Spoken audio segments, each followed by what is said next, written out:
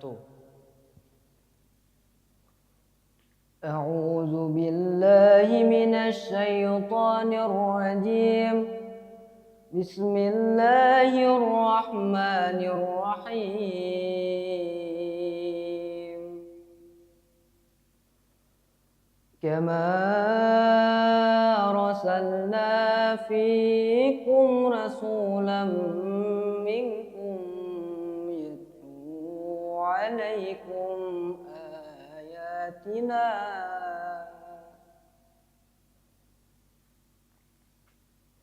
minkum yatlu alaikum ayatina wa yuzakkikum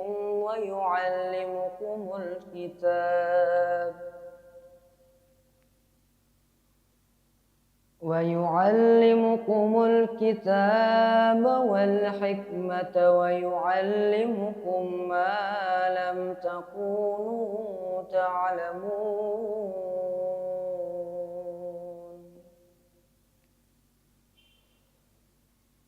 Fazkuruni azkurukum washkuruli wa la takfurun.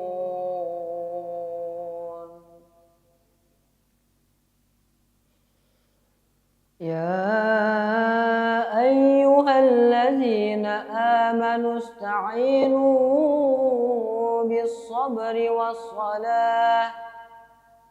Innallaha ma'as-sabirin.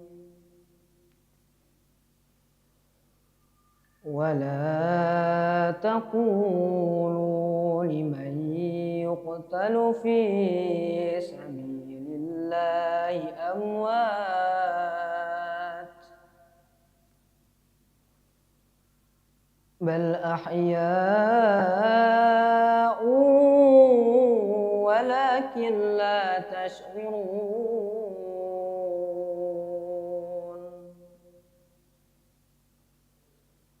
Walanabluwannakum bisay'in minal khawfi wal ju'i wa naqsim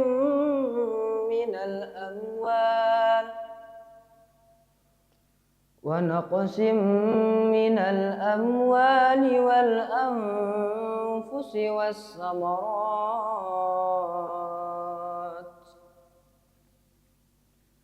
wa basyiris sabirin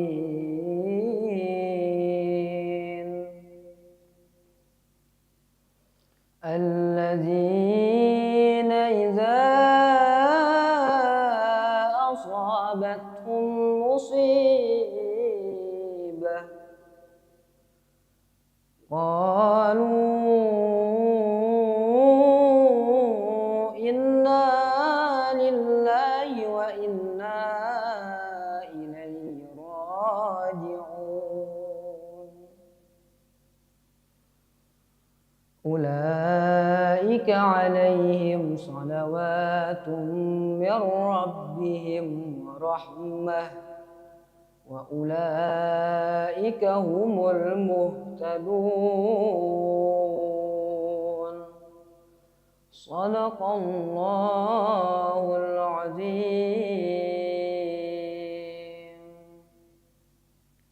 Aku berlindung kepada Allah dari godaan syaitan yang terkutuk dengan menyebut nama Allah yang Maha Pengasih lagi Maha Penyayang. Sebagaimana kami telah mengutus kepadamu seorang Rasul, Muhammad, dari kalangan kamu yang membacakan ayat-ayat kami, menyucikan kamu dan mengajarkan kepadamu kitab Al-Quran dan hikmah sunnah, serta mengajarkan apa yang belum kamu ketahui. Maka ingatlah kepadaku, aku pun akan ingat kepadamu. Bersyukurlah kepadaku dan janganlah kamu ingkar kepadaku. Wahai orang-orang yang beriman, mohonlah pertolongan kepada Allah dengan sabar dan salat. Sungguh Allah beserta orang-orang yang sabar. Dan janganlah kamu mengatakan orang-orang yang terbunuh di jalan Allah, mereka telah mati. Sebenarnya mereka hidup, tetapi kamu tidak menyadarinya. Dan kami pasti akan menguji kamu dengan sedikit ketakutan, kelaparan, kekurangan harta, jiwa, dan buah-buahan. Dan sampaikanlah kabar gembira kepada orang-orang yang sabar, yaitu orang-orang yang apabila ditimpa musibah, mereka berkata, Inna lillahi wa inna ilaihi raji'un. Sungguh kami milik Allah dan kepadanya lah kami kembali. Mereka itulah orang-orang yang memperoleh ampunan dan rahmat dari Tuhannya. Dan mereka itu pula lah orang-orang yang mendapat petunjuk. Maha benar Allah yang Maha Agung.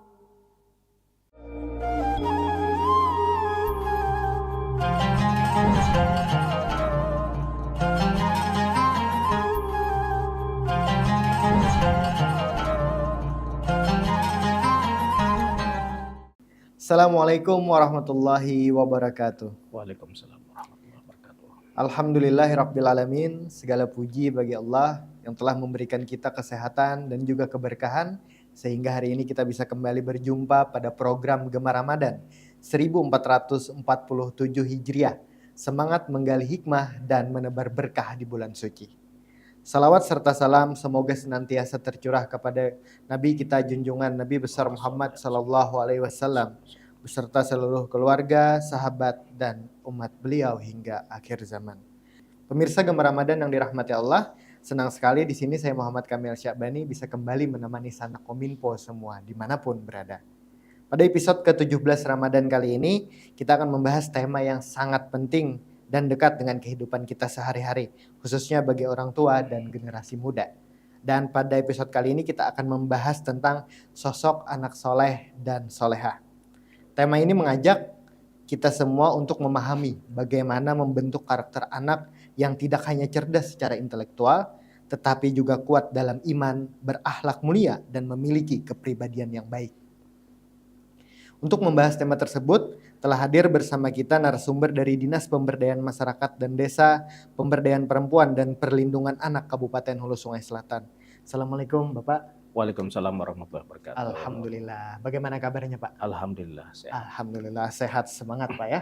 Mudah-mudahan hari ini dan sampai hari akhir Ramadan kita bisa diberikan terus kesehatan oleh Allah Subhanahu wa taala sehingga kita bisa menjalankan berbagai macam ibadah dengan maksimal. Amin amin ya rabbal alamin. Dan tema kita pada hari ini adalah sosok anak soleh dan solehah. Sebelum kita berbicara lebih lanjut tentang materi kita pada hari ini, izinkan kepada Bapak untuk memperkenalkan diri dulu kepada sanak kominfo semua. Silahkan Bapak. Terima kasih Bang Kamil. Bismillahirrahmanirrahim. Assalamualaikum warahmatullahi wabarakatuh. Bismillah, alhamdulillah, salatu wassalamu ala rasulillah wa ala alihi wa sahbihi wa mawala. Sama-sama kita mengucapkan puji syukur kepada Allah Subhanahu wa taala. Bersama-sama kita mengucapkan salawat mengharapkan syafaat junjungan kita Nabi besar Muhammad sallallahu alaihi wasallam. Terima kasih atas kesempatan yang diberikan kepada kami. Izinkan kami memperkenalkan diri. Kami Haji Mardiansyah selaku Kepala Bidang PPPA dari Dinas PMD PPPA Kabupaten Hulu Sungai Selatan. Selamat menjalankan ibadah puasa bagi seluruh pemirsa HSS-TV. Semoga kita dapat menjalankan ibadah ini dengan khusyuk dan nantinya juga kita sama-sama dapat melaksanakan Idul Fitri dalam keadaan sehat walafiat. Amin amin, Amin. rabbal alamin. Terima kasih banyak Bapak Haji Mardiansyah, Kepala Bidang Pemberdayaan Perempuan dan Perlindungan Anak. Terima kasih banyak Bapak sudah hadir pada episode ke-17 hari ini dengan tema yang akan kita bahas. Sebelum kita kembali berbicara tentang materi kita pada hari ini, mungkin boleh sedikit Bapak jelaskan apa sebenarnya tugas dan fungsi dari Dinas Pemberdayaan Masyarakat dan Desa, Pemberdayaan Perempuan dan Perlindungan Anak ini, Bapak? Oke. Terima kasih. Jadi kami dari bidang PPPA, Pemberdayaan Perempuan dan Perlindungan Anak. Tupoksi kami itu sesuai dengan namanya, memberdayakan perempuan, kemudian juga ada perlindungan anak. Di tempat kami itu ada tupoksi atau kegiatan yang bersifat pencegahan, ada yang bersifat dengan pelayanan atau sudah terjadi sesuatu kasus yang tidak diinginkan. Jadi kalau kami di bidang itu, tupoksi kami adalah pencegahan, termasuk yang kita laksanakan pada hari ini adalah tupoksi pencegahan atau di bidang. Karena di tupoksi kami itu ada sesuatu yang misalnya berkenaan dengan tindak kekerasan pada anak, pada perempuan, ada kasus TPPO. Ini nantinya akan berkenaan dengan tupoksinya UPTD PPA. Jadi unit pelayanan teknis daerah PPA Kabupaten Hulu Sungai Selatan. Nah, di situ nanti yang dari UPTD yang melaksanakan tupoksinya, yang nantinya akan bermitra dengan pihak dari kepolisian, dari aparat penegak hukum. Nah, di situ. Oke. Baik, terima kasih Pak Kabid. Jadi sebenarnya tugas dan fungsi dari bidang pemberdayaan perempuan dan perlindungan anak ini tentunya adalah yang pertama tadi pastinya adalah pemberdayaan perempuan, kemudian pembentukan karakter anak yang tujuannya adalah memenuhi seluruh hak-hak anak, baik perempuan maupun anak. Baik Bapak, tentunya berbicara tentang sosok anak soleh dan solehah tidak bisa kita lepaskan dari peran orang tua, keluarga, serta lingkungan. Dan dari sudut pandang pemerintah sebenarnya bagaimana sih Pak sosok anak soleh dan solehah ini?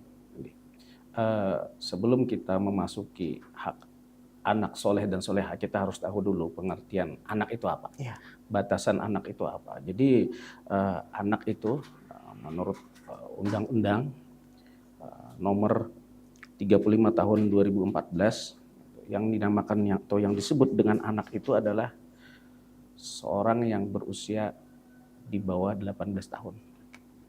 Jadi walaupun dia masih di dalam kandungan sampai dia berada sampai umur 18 tahun, maka dia disebut dengan anak. Mengenai anak ini tentunya ada hak-hak anak. Hak anak itu dijamin, dilindungi, dan dipenuhi oleh orang tua, keluarga, masyarakat, pemerintah, dan negara. Dan juga di anak ini ada yang namanya itu adalah 31 hak anak. Di situ ada 4 pilar. Ada 4 pilar yang dari ke-31 itu dia ada hak untuk hidup, kemudian hak untuk berkembang, tumbuh kembang, termasuk di sini adalah pendidikan. Kemudian dia adalah hak untuk dilindungi dan juga hak untuk berperan serta. Ada peran serta anak. Dari jabaran ke-31 ini dirangkum lagi atau disingkat lagi dari 4 pilar ini. Nah, kalau perspektifnya itu dari anak yang soleh dan solehah, tentunya seseorang yang berusia di bawah 18 tahun, dia mempunyai karakter yang dalam agama itu adalah anak soleh ini tidak terlepas dari sosok yang bertakwa. Artinya dia menjalankan perintah agama, melaksanakan segala perintah apa yang diajarkan oleh agama dan menjauhi segala larangan-larangan dalam agama. Nah, dalam hal ini juga tentunya si anak ini akan melaksanakan ibadah seperti orang tua. Orang tua berpuasa, maka anak pun berpuasa. Orang tua melaksanakan sholat 5 waktu, maka anak pun mempunyai hak dia untuk dan juga melaksanakan kewajiban untuk melaksanakan sholat 5 waktu. Orang dewasa, orang tua melakukan interaksi sosial, maka anak pun juga mempunyai hak untuk berinteraksi sosial. Dia hak bermain, dia hak berkumpul dengan teman yang sepadan seusianya. Tetapi dalam hal ini anak itu ada perlindungan, ada hal tertentu yang harus kita proteksi apalagi saat ini perkembangan ilmu dan teknologi, tentunya kita harus memfilter hal-hal sesuatu yang nantinya berefek negatif pada pertumbuhan, pemikiran, dan juga perilaku si anak ini. Intinya seperti itu. Nah, kemudian dalam pelaksanaan sehari-hari tentunya tidak terlepas daripada peran serta orang tua, peran serta guru di sekolah, kemudian juga peran serta orang di sekitar dia hidup, dia berinteraksi sosial. Ini akan sangat mempengaruhi pada karakter atau pemikiran serta pola perilaku daripada anak itu sendiri. Jadi perspektifnya anak yang soleh itu adalah anak yang tentunya anak yang bertakwa, anak yang melaksanakan perintah apa yang diajarkan, apa yang diperintahkan oleh agama, dan tidak melakukan hal-hal yang melanggar dari aturan agama. Oke, baik, terima kasih Pak Kabid. Jadi tentunya sosok anak soleh dan soleha ini tentu pandangan pemerintah dan agama tidak berbeda. Tidak sama berbeda, Pak ya. sama. Yang pasti taat kepada orang tua, bertakwa kepada Allah, dan tentunya memiliki kepribadian yang baik. Baik Bapak, sebelum mendidik anak, apakah ada proses Pak dari orang tua nih? Mungkin sebelum menikah ada bimbingan dahulu kah agar peran orang tua ini siap untuk mendidik anak? Untuk sebelum orang tua itu mempunyai anak, tentunya dia proses menikah dulu kan, seperti itu. Nah, dalam hal ini di tupoksi kami di bidang PPPA, Badayan Perempuan Perlindungan Anak, itu ada salah satu namanya kegiatan dari Puspaga, Pusat Pembinaan Keluarga. Jadi di situ ada layanan konseling. Jadi setiap pasangan calon pengantin atau caten itu sebelum dia melakukan pernikahan, kami bekerja sama dengan KUA dan juga Puskesmas. Di sana ada mendapatkan layanan konseling, di mana layanan tersebut dilayani oleh sesuai dengan bidangnya. Dalam hal ini adalah psikolog. Di bidang kami ada beberapa psikolog yang membuka atau melayani konseling ini, baik itu adalah pasangan calon pengantin maupun juga ada konsul yang bersifat dengan masalah-masalah atau pemikiran-pikiran, pandangan-pandangan tertentu yang berkenaan dengan keluarga, tentang rumah tangga, tentang perselisihan, dan lain-lain. Itu ada di UPT di kami. Kemudian juga kembali ke sosok anak soleh dan soleha itu, dari kementerian itu juga ada menyampaikan suatu program. Programnya itu adalah 7 kebiasaan anak hebat Indonesia. Di sini nantinya akan bertemu, titik temu itu pada poin yang kedua. Jadi ada 7 itu bisa kami sebutkan. Yang pertama itu adalah anak itu bangun pagi. Jadi dia sudah terbiasa bangun pagi. Tentunya kalau kita, mohon maaf, sebagai umat Islam tentunya kita bangunnya kan pagi awal, sebelum subuh kan, seperti itu. Jadi pertama itu bangun pagi, dia itu memulai dengan segar, kemudian dengan ceria, dan dia juga dengan disiplin. Tentunya hal ini melatih disiplin tepat waktu, di awal waktu, seperti itu. Jadi yang pertama itu adalah bangun pagi, kemudian juga beribadah. Yang kedua adalah beribadah. Nah, beribadah ini selalu berdoa dan mendekatkan diri kepada Tuhan, melaksanakan ajaran-ajaran agama. Tentunya di sini juga sangat relevan dengan program-program di pemerintah dan juga dengan syariat-syariat agama. Kedua itu adalah beribadah, yang ketiga berolahraga. Nah, berolahraga ini untuk menjaga kebugaran fisik dan kesehatan mental pada si anak itu sendiri. Kemudian yang keempat, makan sehat dan bergizi. Nah, makan sehat dan bergizi juga kita ada program MBG kan, seperti itu. Jadi sungguh sangat selaras sekali. Kemudian yang kelima, dia gemar belajar. Nah, gemar belajar ini juga tentunya akan membentuk karakter sehingga si anak ini selalu mengembangkan potensi ilmu dan teknologi. Kemudian juga yang keenam itu adalah bermasyarakat, peduli dia, gotong royong, kemudian aktif dalam kehidupan sosial. Dan juga kami sampaikan kami juga ada yang namanya forum anak. Ya. Jadi forum anak ini dibina dari bidang kami. Jadi setiap forum anak ini ada yang tingkat kabupaten, ada yang tingkat kecamatan, bahkan dari desa. Jadi forum anak ini akan menyuarakan hak-hak mereka sebagai seorang anak. Baik kepada pemerintah, kemudian juga ada aksi-aksi sosial, kemudian ada pembinaan dari kami bagaimana menjadi seorang anak yang berkarakter, menjadi seorang anak yang tentunya mempunyai disiplin dan pemikiran-pemikiran yang secara organisasi dan juga pemikiran secara teknologi. Kemudian yang ketujuh adalah tidur cepat. Nah, tidur cepat. Jadi masalah tidur itu tidak bisa kita anggap remeh. Pola tidurnya itu kalau semakin dia malam tidur, tentunya semakin kurang waktunya untuk beristirahat.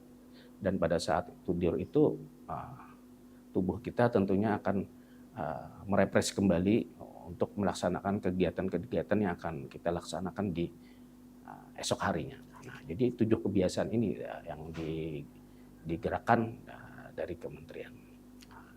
Jadi tadi titik temunya tadi yang nomor 2 ya, yaitu adalah beribadah. Iya.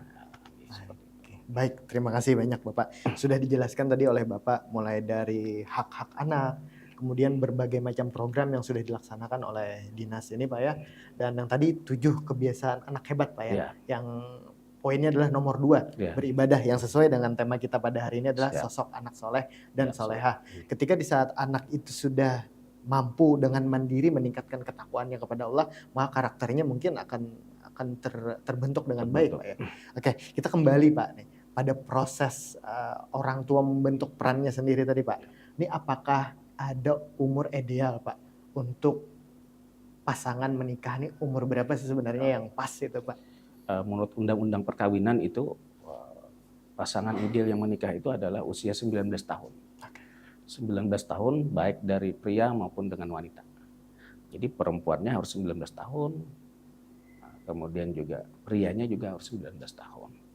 Sehingga pada masa-masa ini, pada usia 19 tahun ini secara psikologis pemikirannya juga sudah dewasa.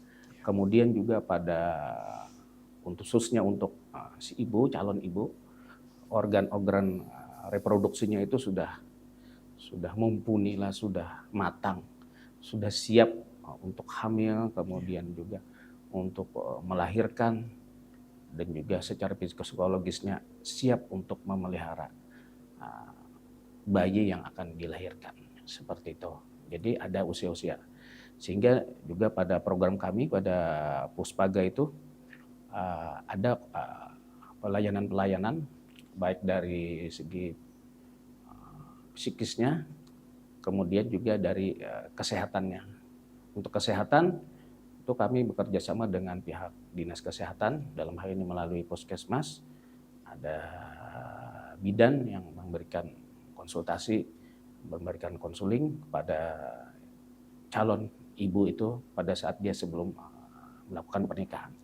Bagaimana dia persiapan dia untuk hamil, apa-apa yang dia harus laksanakan pada saat hamil, kemudian dari segi psikis dan psikologinya, psikolog akan memberikan tips-tips apa-apa saja yang bisa membentuk karakter anak pada saat dia hamil. Salah satu contohnya adalah si ibu bersifat sabar, kemudian juga dari pandangan agama juga dibacakan ayat-ayat suci Al-Quran di sekitar perut ibunya si hamil itu. Kemudian juga pola-pola perilaku si ibu pada saat dia hamil tentunya akan berpengaruh pada psikologi pada si anak di dalam kandungan. Kemudian juga pada saat dia sudah melahirkan, keharmonisan keluarga juga sangat akan berpengaruh pada tumbuh kembang si anak ini. Orang tua yang harmonis, lihat saja nantinya pada saat pertumbuhan anak juga akan membentuk karakter anak setelah dia dewasa, dibandingkan dengan orang tua yang selalu katakanlah tidak harmonis, cekcok dalam rumah tangga, dia akan terbentuk keluarga secara fisik maupun mental dan perilakunya nantinya setelah si anak ini besar, kemudian pada saat pertumbuhan dan perkembangannya juga nantinya dia ada hal-hal tertentu yang pola pikirnya akan sangat berpengaruh seperti itu. Oke, baik, terima kasih Bapak. Jadi sebenarnya kepribadian anak ini justru kuncinya adalah di awal, Di awal. saat proses pasangan yang mana ini orang tuanya akan melangsungkan pernikahan. Maka oleh sebab itu diberlakukan dan ditentukan syarat oleh pemerintah bahwa ada umur ideal, Pak ya. Nah, bahkan kadang orang yang umurnya sudah cukup, kemudian ideal juga menurut peraturan pemerintah, di saat mempunyai anak kadang kaget juga, Pak. Apalagi yang belum siap secara finansial, kemudian psikis dan sebagainya, maka akan banyak lagi problemnya, Pak ya. Oke, nah ini kan biasanya Pak banyak pemikiran masyarakat bahwa apalagi pemikiran-pemikiran orang zaman dahulu Pak, ujar orang bahari itu bilanya bisa aja sudah pemasak, bisa aja udah betetapas, kawah aja dikawinakan ya Pak. Nah ini sebenarnya dari perkawinan usia dini ini hambatan terbesar atau masalah terbesar yang mempengaruhi kehidupan selanjutnya itu apa Pak? Yang berhubungan dengan hak-hak.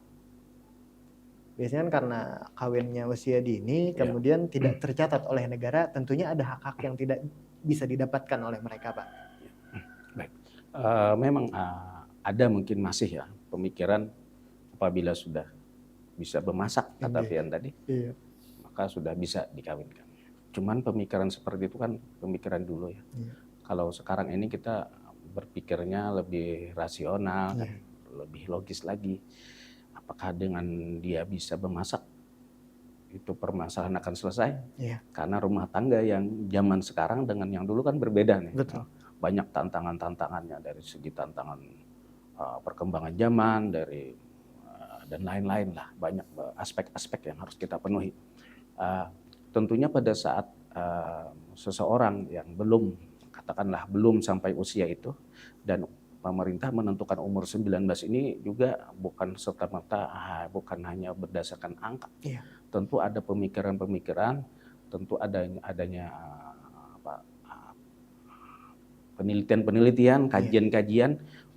Batas usia ini secara keilmuan, secara kajian ini sudah dianggap matang, sudah bisa mengambil keputusan, sudah bisa dia mapan, sehingga perkawinan bisa dilaksanakan. Dan tentunya menghindari resiko-resiko hambatan pada saat dia menjalani rumah tangga itu.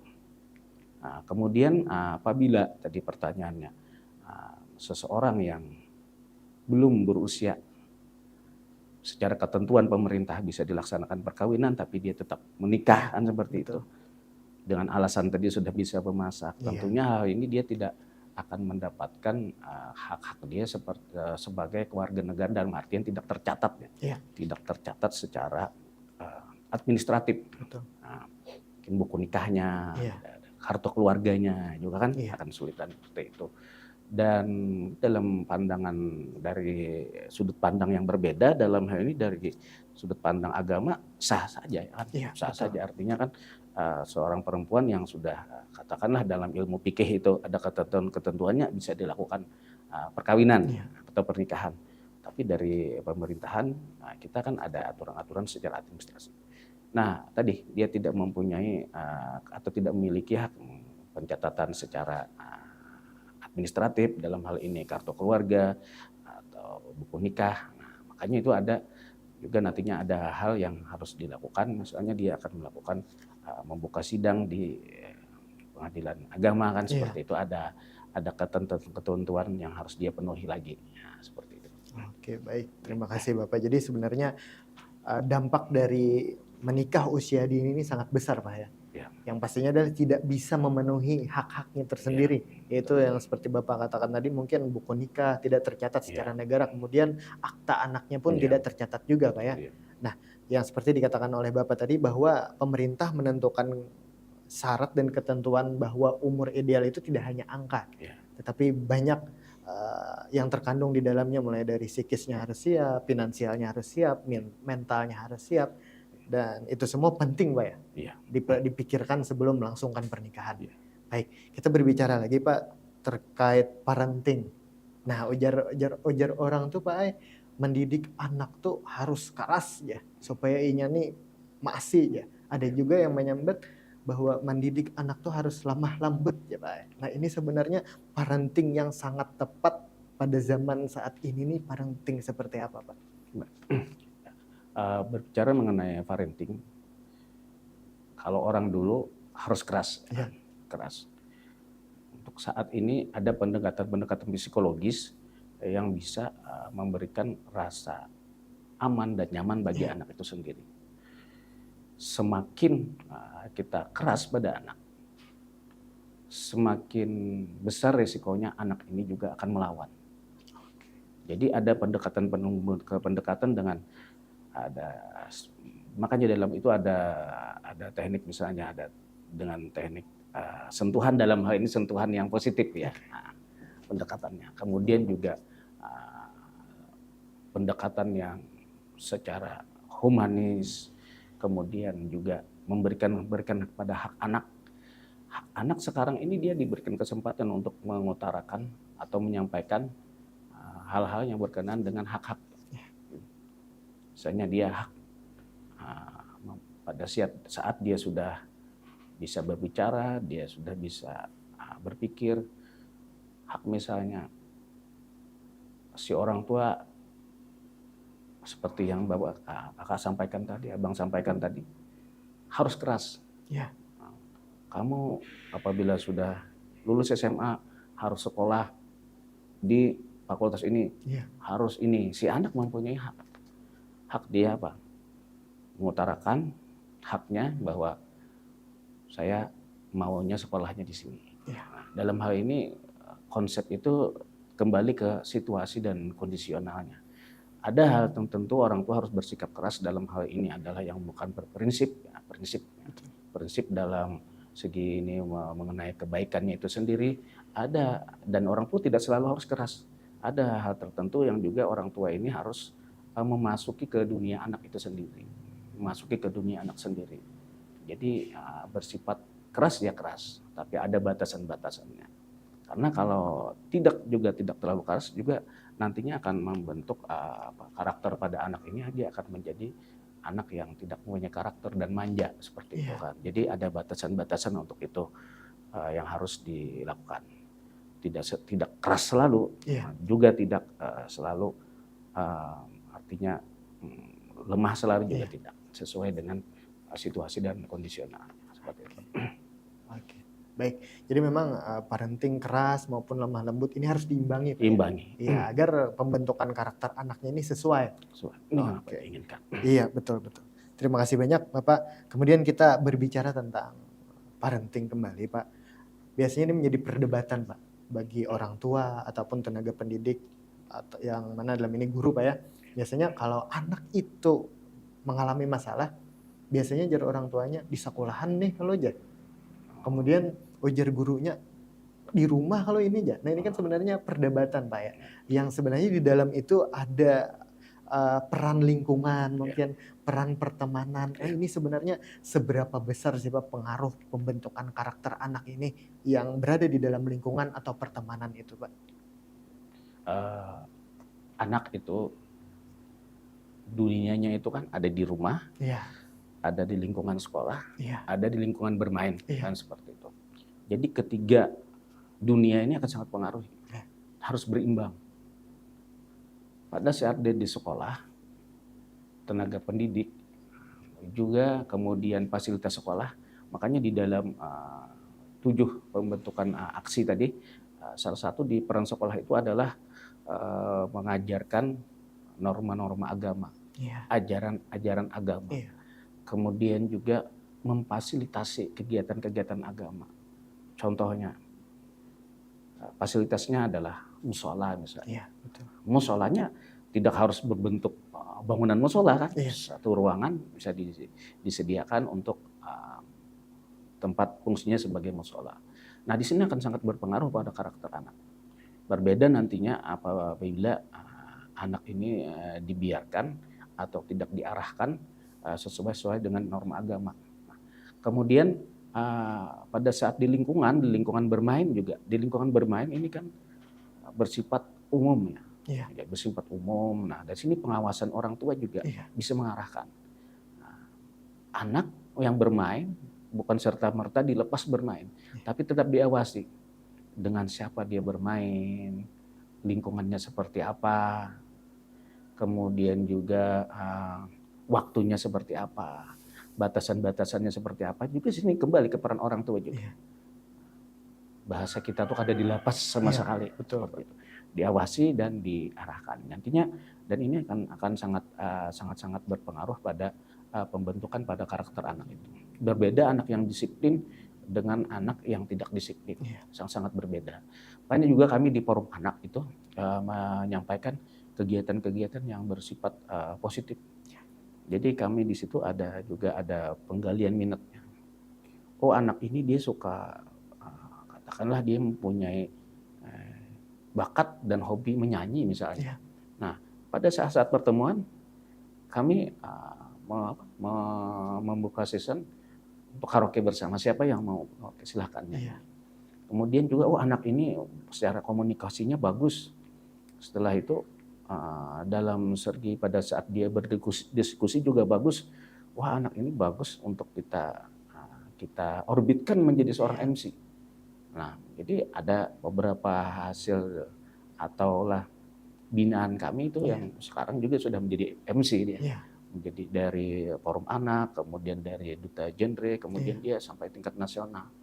Nah, itu adalah dari forum anak. Forum anak yang kami bina dari tingkat desa sampai dari kecamatan. Itu dari kecamatan itu. Iya. Dia sampai berprestasi di duta genre di tingkat nasional. Iya. Nah, artinya peran perlindungan anak ini di forum anak itu juga merupakan hal-hal yang sangat positif. Iya. Seperti itu. Iya, baik, terima kasih Bapak. Seperti yang dikatakan Bapak tadi bahwa kunci yang terpenting adalah pengawasan dan pengarahan.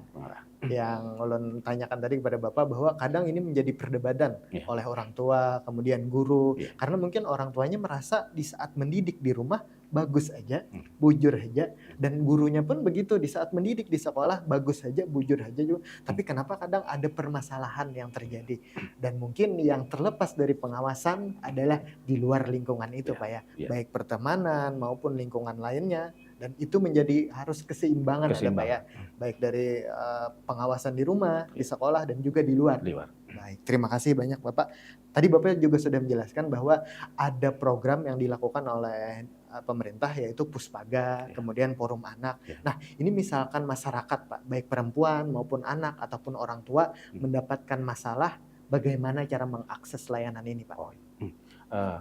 Untuk mengakses layanan Puspaga ini ada UPTD PPA, Perlindungan Perempuan dan Anak. Itu ada tempatnya itu di bangunannya itu, layanannya itu ada di seberang ex dinas PPKB PPA di Jalan Sudirman kayak jalan. Nah, itu atau di samping rumah makan Adia. Di situ. Jadi itu pelayanan dari pagi sampai dengan sore. Ada nomor kontaknya juga, nanti bisa disampaikan di situ, bisa melapor. Dan selama ini kami menangani atau ada pelayan-pelayan ini, kami juga sudah menyampaikan sosialisasi di desa ya, melalui kepala desa, melalui perangkat desa, nomor kontak pun juga sudah kami berikan. Mungkin dalam 1 tahun ini ada layanan kami ada sudah 100-an lebih. Jadi artinya akses masyarakat untuk informasi ini sudah terjangkau dan sudah diketahui. Kadang-kadang juga ada kami menerima laporan itu dari desa Pak. Dia ada masalah misalnya keluarga nih, ada masalah keluarga. Dia melapor kan akses yang terdekat itu kan adalah kepala desa, perangkat desa. Kuitannya masyarakat itu kan di desa itu adalah pembakal dan perangkat desa. Dia menyampaikan itu kepala desa akan menghubungi kami. Pak, ini ada yang mau dikonsultasikan, ini ada bermasalah, mohon bagaimana selanjutnya. Kami akan penjangkauan, Pak. Kami akan jemput bola, mendatangi laporan-laporan tersebut, kami tindak lanjuti apakah ini cukup dengan tadi saya pakai parenting, atau kalau ada permasalahan antara kedua belah pihak, kami mediasi. Karena kami juga di samping ada psikolog, kami juga mempunyai sarjana hukum, sehingga apabila yang berkenaan dengan hukum juga akan mendapatkan pendampingan seperti itu, Pak. Kemana penyelesaian ini, apakah melalui tindakan diversi saja, ataukah harus berlanjut ke ranah hukum, seperti itu, Pak. Jadi bagi masyarakat yang ingin mengakses layanan dari Dinas Pemberdayaan Masyarakat dan Desa, Pemberdayaan Perempuan dan Perlindungan Anak bisa langsung datang ke tempat, Pak ya. Yang tempatnya tadi di samping Rumah Makan Adia. Dan di sana mungkin masyarakat bisa mendapatkan layanan langsung, bisa mengadukan masalahnya, bercerita. Dan di sini pemerintah hadir, Pak ya, untuk mendampingi, kemudian mengarahkan dan melindungi, karena pemerintah di sini juga bersinergi dengan berbagai macam instansi, Pak ya. Yang dikatakan Bapak tadi ada psikolog juga, ada hukum juga. Iya. Baik, pertanyaan terakhir nih, Pak. Sesuai dengan perkembangan zaman, kemudian teknologi saat ini, tantangan terbesar dari orang tua ataupun guru dalam mendidik anak, Pak, apalagi akses internet yang sangat luar biasa jangkauannya saat ini, Pak. Bagaimana kiat-kiatnya mungkin, Pak? Baik. Kita tidak bisa menghindari kita tidak bisa menghindari kemajuan teknologi itu, karena itu berjalan sesuai dengan waktunya. Tapi kita juga tidak bisa berdiam diri. Jadi yang penting tadi kembali ke pengawasan, ke pengawasan seseorang anak, katakanlah dia memegang gadget, kan? Apa sih sebenarnya yang dia lakukan dengan gadget ini? Apakah dia, mohon maaf, kita sebutkan misalnya dia bermain game, ataukah dia searching hal-hal yang bersifat positif, misalnya pengetahuan. Karena di HP ini adalah seperti pisau. Apakah kita mau gunakan untuk pisau ini untuk digunakan untuk kebutuhan sehari-hari, memotong, memegang, memotong sesuatu, ataukah pisau ini kita gunakan untuk hal yang bersifat kriminal, kan seperti itu. Jadi kembali ke pengawasan orang tua, ke pengawasan guru, ke pengawasan ke orang-orang di sekitar anak itu sendiri, baik keluarganya, dalam hal ini kakaknya, kemudian juga lingkungan sekolah dari gurunya, kemudian juga pada saat dia bermain, tentunya ini harus sangat-sangat di pengawasan tadi, Pak, pengawasan itu. Apabila pengawasan kita sudah maksimal, tentunya hasil-hasil yang kita dapatkan pun tentunya akan bersifat atau berhasil dengan baik tentunya, Pak. Kembali ke pengawasan kira-kira seperti itu. Karena untuk membatasi dengan kemajuan teknologi itu adalah memang sudah berjalan dengan sesuai dengan zamannya, Pak. Iya, betul. Iya, baik, terima kasih banyak Bapak. Jadi memang perkembangan teknologi dan internet ini tidak bisa kita hindari, Tidak Pak, bisa kita hindari. Tinggal kitanya saja yang mengawasi, mengarahkan menyikapinya anak-anak kita semua agar dapat menggunakan internet dan teknologi ini dengan positif. Sehingga nantinya menjadi manfaat untuk anak tersebut, Pak ya. Baik, terima kasih banyak Bapak Mardiansah sudah hadir pada episode kali ini menjelaskan tadi berbagai macam hikmah yang dapat kita ambil, mulai dari hak anak, kemudian berbagai macam program yang sudah dilaksanakan oleh pemerintah yang berhubungan dengan pemberdayaan perempuan serta perlindungan anak. Dan dari pembicaraan kita hari ini dapat disimpulkan bahwa terbentuknya sosok anak soleh dan solehah tidak lepas dari peran penting orang tua, keluarga, serta lingkungan tempat anak tumbuh dan berkembang.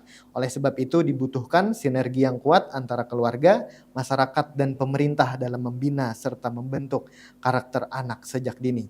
Pemerintah Kabupaten Hulu Sungai Selatan melalui Dinas Pemberdayaan Masyarakat dan Desa, Pemberdayaan Perempuan dan Perlindungan Anak melalui berbagai macam program yang dijalankan terus berupaya membentuk karakter anak yang berakhlak mulia, berkepribadian baik dan siap menjadi generasi penerus yang berkualitas. Akhirnya saya di sini Muhammad Kamil Syakbani beserta seluruh kru yang bertugas pamit undur diri dan kami ucapkan selamat berbuka puasa kepada seluruh sanak kominfo semua. Sampai jumpa pada episode selanjutnya. Assalamualaikum warahmatullahi wabarakatuh. Waalaikumsalam warahmatullahi wabarakatuh.